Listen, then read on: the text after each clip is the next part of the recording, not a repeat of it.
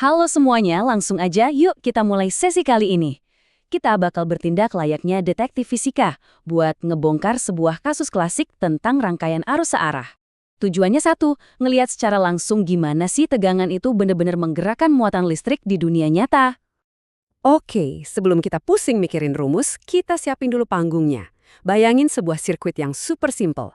Ada baterai 1,5 volt yang terhubung ke sebuah resistor, tepat di antara titik A dan titik B. Sederhana banget kan? Tapi jangan salah, ini tuh wujud paling murni dari gimana energi listrik dikendalikan dan disalurkan. Bagian pertama, membedah rangkaian arus searah. Nah, dari kasus ini kita punya 3 petunjuk utama. Pertama, titik A punya nilai potensial yang lebih tinggi dari titik B. Kedua, tegangan kita ada di angka 1,5 volt. Dan ketiga, hambatannya adalah 100 ohm. Ketiga angka mutlak inilah yang bakal jadi pondasi kita buat ngebaca kelakuan sistem ini. Bagian kedua, menghitung kuat arus listrik. Pertanyaan utamanya sekarang, seberapa besar sih arus yang sebenarnya ngalir di resistor itu? Kita udah pegang nilai tegangan, sama hambatannya kan? Tapi tanpa tahu nilai arusnya, kita nggak bakal bisa ngelihat gambaran dinamika sistem ini secara utuh. Dan jawabannya ternyata sangat spesifik, yaitu 0,015 ampere. Terus gimana kita bisa dapat angka itu? Logikanya gampang banget sebenarnya, karena kita pakai hukum Ohm yang udah terkenal itu. Tinggal bagi aja 1,5 volt dengan hambatan 100 ohm. Udah deh, langsung ketemu 0,015 ampere. Nggak pakai tebak-tebakan, murni perhitungan matematis yang lurus-lurus aja. Lanjut ke bagian ketiga, arah arus versus arah elektron. Nah, ini dia nih, jebakan fisika klasik yang wajib banget kalian ingat. Karena titik A potensialnya lebih tinggi, arus listrik konvensional itu ngalirnya dari A ke B.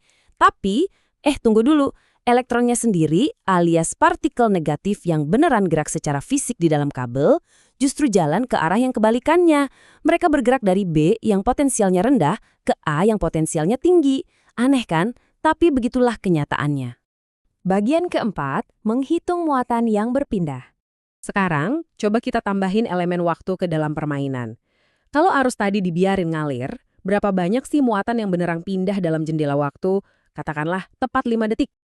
Lewat sedikit perhitungan, kita dapat kepastiannya total muatan yang berpindah adalah sebesar 0,075 kolom.